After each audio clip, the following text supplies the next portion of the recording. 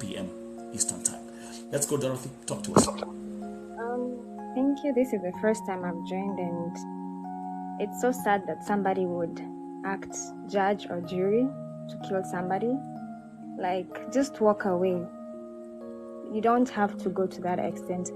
And yes, I do agree that men don't speak up, and that's the problem also. But I'd like to disagree with my sister when she said that adjust your mind. When when you come to America, we already have that notion of Hollywood life. You know what I mean? Because that's what we've been seeing on TV. We're never shown this other side of America, right? Absolutely. So when you come, you hit different, and people come differently. There are people who come like students, people who come like green cards, people who come as visitors, and everybody, depending on your status, you will face different challenges, right? Challenges, yes. And absolutely. Sometimes it's above you to say, sort it out, find a way. Because maybe you just can't. Like, you don't have the capacity to. You know what I'm saying? So sometimes leading to depression, it's not something that you decide, oh, I can snap out of it. It's not. And then, the thing is, when it's like people running into alcoholism, it first starts as social drinking. Because we know how Kenyans like drinking, right? So weekends, maybe when there's a national holiday, things like that, it starts as social drinking, right? But at the same time, you also have, after you finish social drinking, after you finish having fun with your friends and pretending, oh, everything is fine in your life, you go back to your stress, you go back to your life, right? And then the thing is, from my personal experience, that's why I said it's very hard to say deal with the situation or get over it, because I was once in a situation whereby I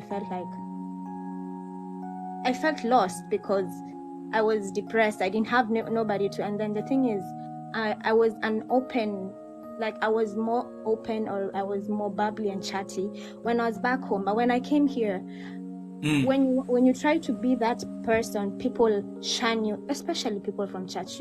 I saw you guys asking like, oh, there are many churches and things like that. People shun you because Dorothy, we're gonna have a very unfiltered, open conversation, because unfortunately people don't like hearing the truth, but it's time for us to speak what people need to hear, not what they want to hear. Continue, Dorothy.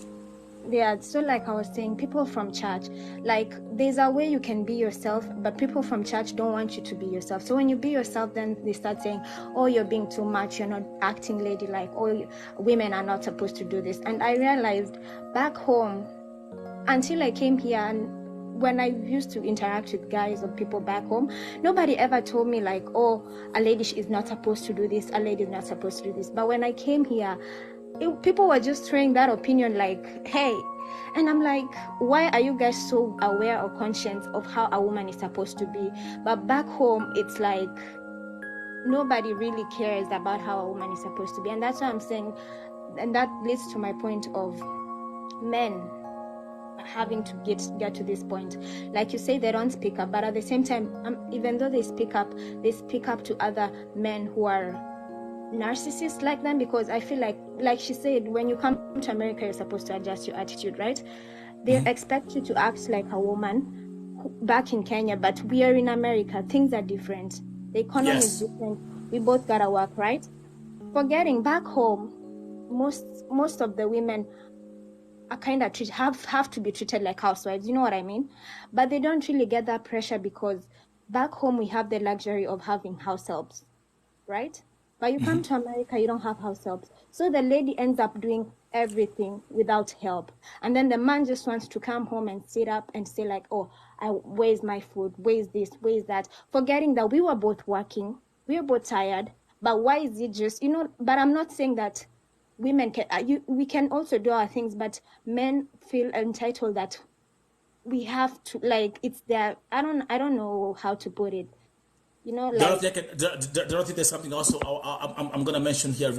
I'm going to invoke some few statements as we proceed with this discussion. Again, I'm going to challenge my Kenyan community here in America. I said this yesterday. It's like I was prophesying, man. I said this last night. I was like, you know what?